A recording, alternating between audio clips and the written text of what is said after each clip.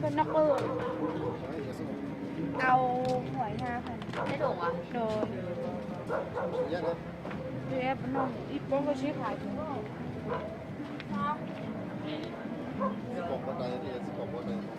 ้ช่วยเดี๋ยวใจแล้ววันนั้นเจนน้องวันนั้นน้องนี่คือน่าเป็นเจนน้อง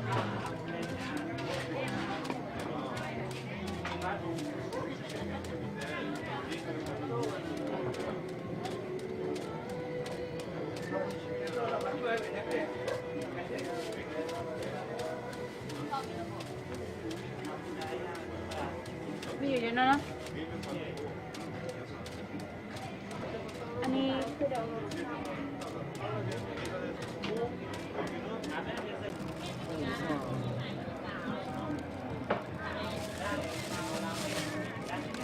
ดิ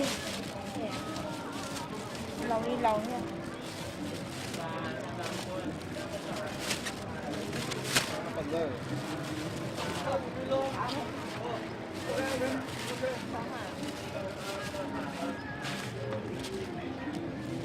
เอาไปใช้หนังดูจบ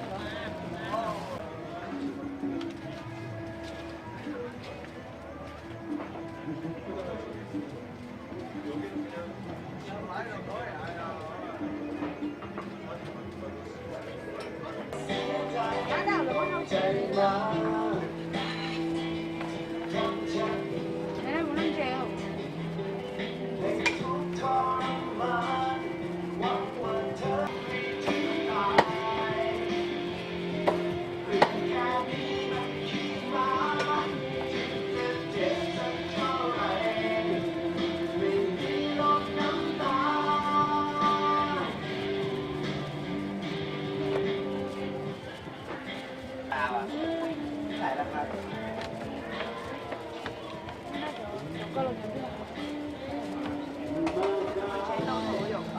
ตู้เย็นน้องอยากจะทำให้มันออกมาเลยนะ